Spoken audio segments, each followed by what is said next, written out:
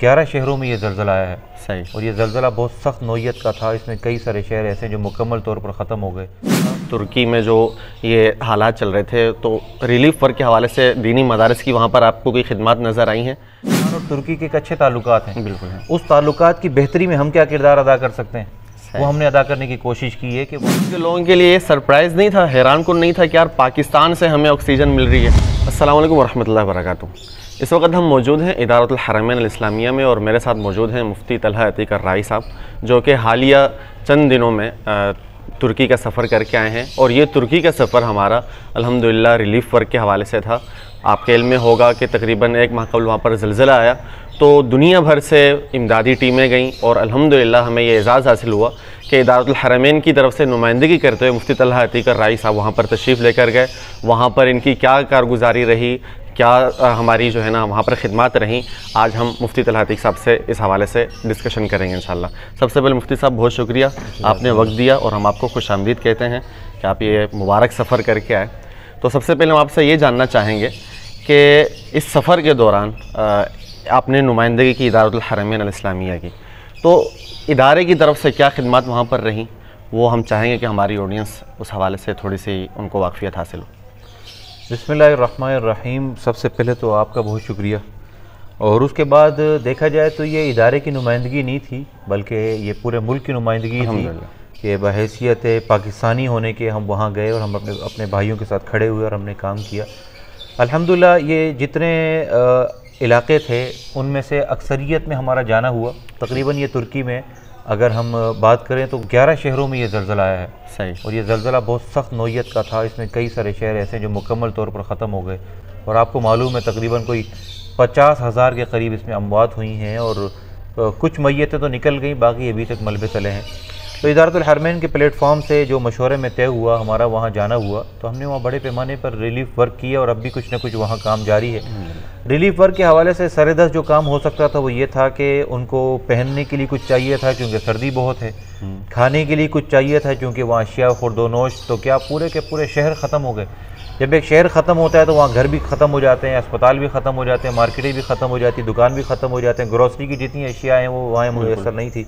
तो उस हवाले से हमने वहाँ पर काफ़ी हद तक काम की कोशिश की और लोगों को रहने के हवाले से हमने वहाँ पर काम किया, मलबूसात के हवाले से हमने काम किया और तैयार खाने की भी हमने कोशिश की और उसके साथ साथ जो राशन है वो भी वहाँ पर हमने उसका कोशिश की और अल्हम्दुलिल्लाह अल्लाह पाक ने वहाँ पर काम की तौफीक अता फरमाई। अल्लाह पाक इसको कबूल फरमाए। आमीन।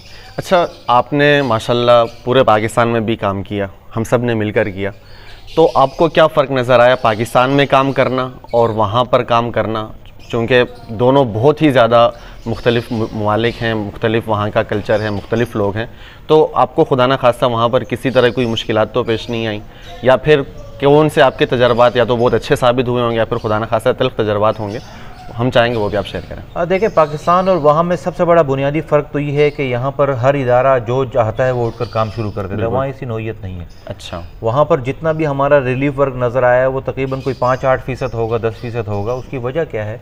उसकी वजह ये है कि वहाँ जितने इदारे काम करते हैं वो एक नज़्म व ज़ब्त और डिसिप्लिन से चलते हैं। आपको मालूम है कि तुर्की क्या पूरा यूरोप ये बड़े नज़्म व ज़ब्त के हवाले से मारूफ है और उसी नज़म से काम करते हैं। ठीक। ऐसा मुमकिन नहीं है कि कोई एक बाहर से इदारा आ जाए, वो तुर्की में रजिस्टर्ड ना हो और अपनी मर्ज़ी से काम करे। जिस तरह हमने यहाँ पर बहुत सारे इदारों को देखा जो रजिस्टर्ड नहीं भी थे, उन्होंने सैलाब में काम किया और काम शुरू हो गया। वहाँ ये नौइयत नहीं थी। अच्छा। यही वजह थी कि हम वहाँ पर अपने काम को भरपूर अंदाज से नहीं वो कर पाए, यानी उसकी बाज़ जगह की वीडियोज़ नहीं बन पाई, तस्वीर नहीं हो सकी, ये और बहुत सारे मामलात हैं जो कि हमें वहाँ दिक्कत तो मैं इसको नहीं कह सकता, ये तो उस मुल्क के क़वानीन है, बेहतर था, अच्छा सिस्टम था।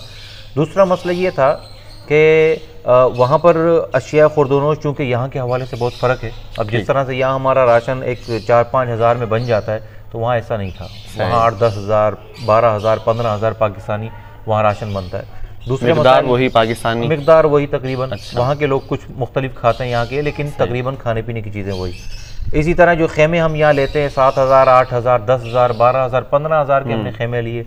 हत्ता कि हमने मसाजिद के जो 18 बाई 30 के बड़े बड़े खेमे लिए, वो भी हमें 55-60 हज़ार रुपये में यहाँ मिल गए। लेकिन वहाँ एक नॉर्मल खेमा भी तकरीबन $200-250 यानी तकरीबन को 70-72 हज़ार, 75 हज़ार रुपये का था। तो इस नौइयत की कुछ दुश्वारियाँ तो थी, लेकिन ओवरऑल वहाँ का काम हमारा बहुत अच्छा रहा और काम की ज़रूरत भी बहुत ज़्यादा है वहाँ पर। अच्छा, ये तो माशाल्लाह वहाँ की आपकी कारगुजारी रही, लेकिन साथ में ये भी जानना चाहूँगा कि पाकिस्तान जैसे मुल्क से जाना, जो कि ख़ुद एक करीबुल मर्ग मुल्क चल रहा है आजकल, मतलब है कि जो भी वेंटिलेटर पे है, तो वहाँ के लोगों के लिए ये सरप्राइज़ नहीं था, हैरान कुन नहीं था कि यार पाकिस्तान से हमें ऑक्सीजन मिल रही है, जो कि ख़ुद जो है मोहताज है। तो आप ये जहन में रखें कि जो हमारे इस्लाम है उसके लिए पूरी दुनिया में कहीं पर भी मुसलमान हो वो हम एक जिस्म की मानिंद है, कहीं पर भी तकलीफ़ होगी हमें उसकी तकलीफ़ होगी। दूसरी बात ये है कि अगर हम इस्लाम को एक तरफ रख के भी देखते हैं तो पाकिस्तान और तुर्की के एक अच्छे ताल्लुकात हैं। बिल्कुल है। उस ताल्लुकात की बेहतरी में हम क्या किरदार अदा कर सकते हैं, वो हमने अदा करने की कोशिश की है कि वहाँ के लोगों को जाकर बताया कि पाकिस्तानी अवाम आपके साथ है, पाकिस्तानी इदारे आपके साथ है, पाकिस्तानी अफराद आपके साथ है, पाकिस्तानी गवर्नमेंट आपके साथ है। तो बेसिकली जो हमने फ़र्ज़ किफ़ाया अदा किया उसका मकसद यही था कि हम वहाँ के लोगों को बताएं कि जिस तरह से आप हमारे साथ भाईचारगी कायम रखते हैं, गुज़िश्ता दिनों सैलाब आया आपने हमारे साथ ताउन किया, 2011 में सैलाब आया आपने ताउन किया, 2005 में ज़लज़ला आया आपने ताउन किया, तो अब अगर आपके ऊपर कोई वक्त आया तो अल्हम्दुलिल्लाह पाकिस्तानी कौम भरपूर आपके साथ खड़ी है, और यही पैगाम उनको देना था, यही मकसूद था हमारा वहाँ तक पहुँच। ठीक, तो एक तरफ से तो हमने तर्जुमानी की पाकिस्तान की, लेकिन ये हम पाकिस्तान की तरफ से तर्जुमानी इसको आम तौर पर कहेंगे, लेकिन खुसूसी तौर पे हमने जो तर्जुमानी की है वो दीनी मदारिस की तरफ से की है। तो दीनी मदारिस का वहाँ पर क्या किरदार था तुर्की में जो ये हालात चल रहे थे, तो रिलीफ वर्क के हवाले से दीनी मदारिस की वहाँ पर आपको कोई खिदमत नज़र आई हैं या फिर इस हवाले से ज़रूरत थी? देखिए, जिस तरह से यहाँ सैलाब ज़ाहिर है कोई इतना वक्त नहीं हुआ, वैसे तो कौम बहुत जल्दी भूल जाती है, जिस तरह के हम बल्दियाती इंतखाबात में भी देखते हैं, लेकिन जिस तरह से यहाँ पर उलमा ने बढ़ चढ़ कर खिदमत की, हमने सैलाब में देखा कि दाढ़ी टोपी वालों ने, वो पंजाबी में कहते हैं, अन्नी मचा दी थी। इन्होंने मतलब हर जगह काम किया, किसी भी एतबार से मदरसे खोल दिए इन्होंने, मसाजिद खोल दी, वहाँ जो दस्तूर का खाना था उसको जारी रख के लोगों को दिया। आप सिंध के अंदर जगह जगह आप देख लें, तो मैं अगर किसका नाम लूँ किसका छोड़ूँ, हर मदरसे ने बढ़ चढ़ कर खिदमत की।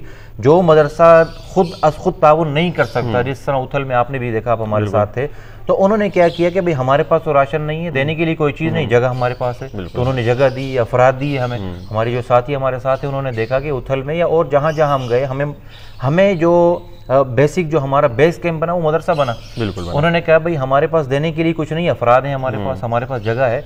तो इसी तरह से इन अफराद ने वहाँ जाकर भी काम किया माशाल्लाह। जो मैंने खुद ज़ाती तौर पर देखा, मैंने पाक एड का वहाँ काम देखा। मैं नाम इसलिए ले रहा हूँ कि चूँकि मैंने खुद देखा है, मैंने खदीजतुल कुबरा का वहाँ पर नाम देखा।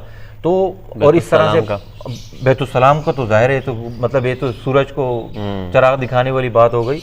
मुस्तकबिल के हवाले से इदारतुल हरमैन के क्या अज़ाइम हैं इंटरनेशनल लेवल पर, चूँकि ये हमारा पहला एक्सपीरियंस था तुर्की का जो सफ़र हुआ, उसमें जो रिलीफ वर्क हुआ, तो आइंदा हमारे क्या मकासद रहेंगे, क्या हमारे अज़ाइम हैं, उस हवाले से भी देखें। इदारतुल हरमैन तो आपको मालूम है कि ये सिर्फ नेशनल नहीं बल्कि एक इंटरनेशनल इदारा बनता चला जा रहा है। अल्लाह रब्बुल इज़्ज़त का बहुत करम है, फ़ज़ल है, और हमारे जो जितने मुखलिस साथी हैं उनकी दुआएँ हैं, उनकी मेहनत हैं, उनकी कोशिशें हैं। इदारतुल हरमैन का काम जिस अंदाज से फैल रहा है, बुनियादी तौर पर जो हमारे मकासद हैं ना, उसके अंदर दो चीज़ें बड़ी अहम हैं। नंबर एक एजुकेशन, क्योंकि आज के दौर में सबसे ज़्यादा जो चीज़ कमर्शियल हुई है वो तालीम हुई है। बिल्कुल हुई है। और उसके बाद दूसरे नंबर पर जो सबसे ज़्यादा कमर्शियल हुई है, जिसको लोगों ने कारोबार बनाया है, वो बुनियादी इंसान की सहूलत सेहत है। यानी हम हॉस्पिटल्स में चले जाएं, हमें लाखों रुपए देने पड़ते हैं। यानी बाज़ मैयतें तो ऐसी हैं कि 5-5, 8-8 लाख रुपए देकर मैयत मिलती है। तो हमारी कोशिशें ये हैं कि जो इंसान की बुनियादी ज़रूरियात हैं या जो उसकी कौमी ज़रूरत है, हमारी हाँ तालीम का एक बहुत बड़ा मसला इदारतुल हरमैन उस पर काम कर रहा है। आपको मालूम है कि जो हमारा ये इदारा कायम है, यहाँ 350 यहाँ पर तलबा भी पढ़ रहे हैं।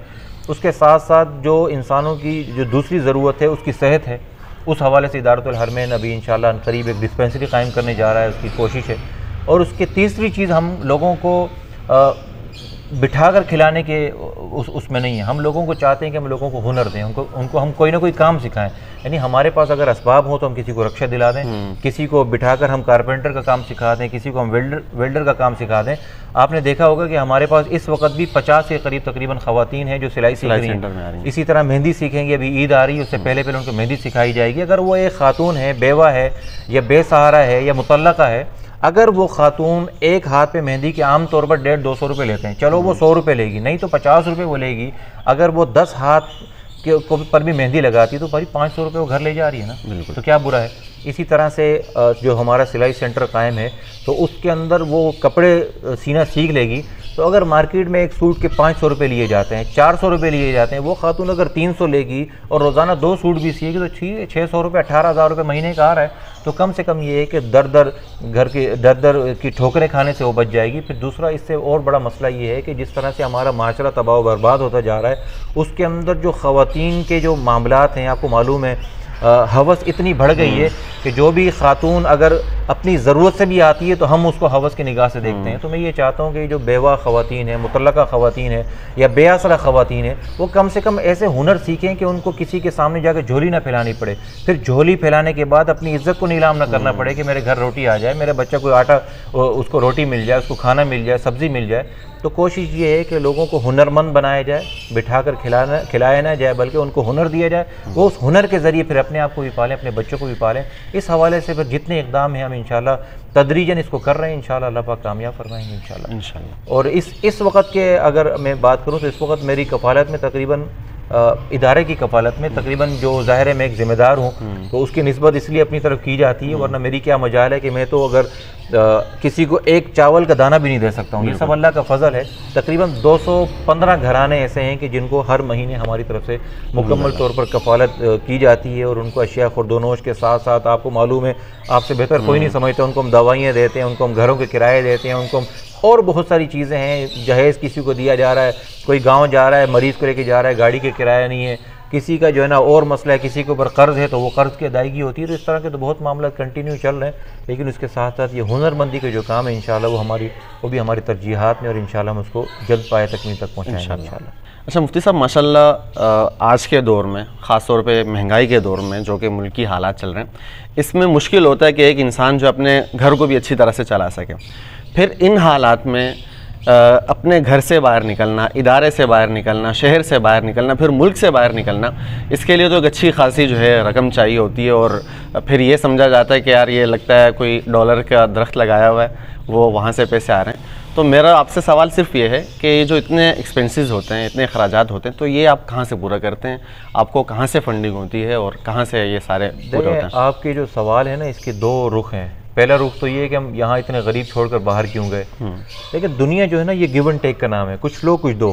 अगर उन ममालिक के साथ हम अपनी गुर्बत को रोते रहेंगे और उनके साथ उनके गम में जाकर शरीक नहीं होंगे, उनके दुख में जाकर शरीक नहीं होंगे, उनकी परेशानियों अपने साथ नहीं बांटेंगे, तो वो हमारे परेशानियों में, दुख में कहाँ आएंगे। फिर हम उनकी तरफ क्यों देखते हैं कि वो हमें इतने डॉलर दे दें, हमारे जो है ना वो बैंकों में इतना आ जाए ताकि हमारा मुल्क डिफ़ॉल्ट होने से बच जाए। तो भाई जब हम उनके साथ कोई ना कोई मदद करेंगे अपनी इस्तेदाद के मुताबिक, बिल्कुल तुर्की एक मालदार मुल्क है, इसमें कोई दो राय नहीं, लेकिन हमने अपनी हैसियत के मुताबिक उनके साथ जाकर ताउन करना है कि भाई मैं जैसा हूँ, कमज़ोर हूँ, लागर हूँ। हमारी मिसाल तो ऐसी है जैसे वो यूसुफ अलैहिस्सलाम के लिए वो बुढ़िया नहीं गई थी, एक ऊन का वो लेकर चली गई थी कि मैं ख़रीद नहीं सकती लेकिन ख़रीदारों में ज़रूर हूँ। तो हमने यही किया कि हमने पाकिस्तान की तरफ से एक मोहब्बत का पैगाम दिए कि हम आपके साथ बराबर शरीक हैं। बाकी रही बात ये है कि ये इतना बड़ा सेटअप है, इसका निज़ाम कैसे चलता है, तो इसका निज़ाम तो सबको मालूम है कि ये हम सब मिलकर इसको चलाते हैं। हमारा जो हमारे मुआवनीन हैं, सबसे बड़े जो हमारे मुआवनीन हैं वो सोशल मीडिया है। सोशल मीडिया पर अल्हम्दुलिल्लाह जब भी मैं पोस्ट करता हूँ वहीं से मुझे लाखों मिलते हैं। और आखिरी बात इसके अंदर ये है कि जो देने वाला होता है ना, डोनर, इसकी भी कुछ मददात होती हैं। एक बंदा बोलता है ये सिर्फ राशन में लगाना है, दूसरा बोलता है इससे सिर्फ यतीम बच्चे को शॉपिंग करानी है, तीसरा कहता है ये सिर्फ मदरसे को तामीर करवानी है, चौथा कहता है सिर्फ मस्जिद बनवानी है। तो भाई जो डोनर की रिक्वायरमेंट होती है, अब मुझे डोनर ने इसलिए पैसे दिए थे कि मैं ये पैसा जाके तुर्की में खर्च करूँ, तो बताएं मेरा ज़मीर तो गवारा नहीं करता कि मैं उस पैसे को यहाँ नवाब कॉलोनी में लगा दूँ। अगर इस तरह पे अगर मैं लगाने पर आ जाऊं तो आपको लगता है कि खिड़कियां दरवाजे इसी तरह पड़ी रहेंगी? ये तो कल बन जाएंगी। हमने करोड़ों रुपए, अगर हम सैलाब की बात करें तो सैलाब में तकरीबन मेरे हाथ से जो खर्च हुआ 9 करोड़ से ऊपर की रकम है, जबकि खिड़कियां 50-60 लाख में लग जाती हैं। तो भाई जो लोग हमें जिस मद में रकम देते हैं हम उसी मद में खर्च करते हैं। हमारे पास पैसे इदारे की मद में आएंगे तो हम लगाएंगे, नहीं होंगे तो हम खुले आसमान के नीचे ही बैठेंगे, तो कोई मसला नहीं है। लेकिन यह है कि उनके लिए उनके अम्वाल में ख़यानत नहीं होनी चाहिए। तो जो लोग सैलाब के लिए देते थे हमने वहाँ खर्च किया, जब लोगों ने हमें तुर्की के लिए दिया तो हमने वहाँ खर्च किया। कल को लोग हमें देंगे कि भाई इससे गुरबा को अफ्तारी करानी है, उसमें खर्च कर देंगे, परसों देंगे तलबा पे लगाना है, उसमें खर्च करेंगे। तो भाई ये डोनर की भी रिक्वायरमेंट होती है। और आम तौर पर इस तरह के सवालात में वही लोग ज़्यादा उलझते हैं जो कुछ करते नहीं है। तो जो लोग भी इन मामलात को करते हैं और इसको समझते हैं, उनको मालूम है कि इसके क्या क्या मसाइल होते हैं और किस निजी नौइयत की चीज़ें होती हैं। तो अल्लाह पाक समझ नसीब फरमाए। बहुत शुक्रिया मुफ्ती साहब, अल्लाह आपको जज़ा खैर अता फरमाए। जी तो नाज़रीन, ये थी इदारतुल हरमैन अल इस्लामिया की मुकम्मल कारगुजारी, जो कि उन्होंने कौमी सतह पर और आलमी सतह पर जो खिदमत सर अंजाम दी हैं और दे रहे हैं, और इंशाअल्लाह आगे के जो हमारे अगराज़ व मकासिद हैं उसकी एक अदना सी झलक भी आपके सामने आई। तो इसके साथ सबसे पहले तो मैं मुफ्ती साहब का शुक्रिया अदा करूँगा कि उन्होंने वक्त दिया और आप हज़रात के सामने हमने कारगुजारी पेश की, और इसके साथ ही हम आपसे इजाज़त भी चाहेंगे। आप हमें भी अपनी दुआओं में याद रखें, और जो जो लोग इस वक्त किसी भी मुसीबत से गुजर रहे हैं, चाहे वो तुर्की हो, चाहे वो पाकिस्तान हो, चाहे वो कोई भी इस्लामी मुल्क हो, उन्हें भी अपनी दुआओं में याद रखें। बहुत शुक्रिया।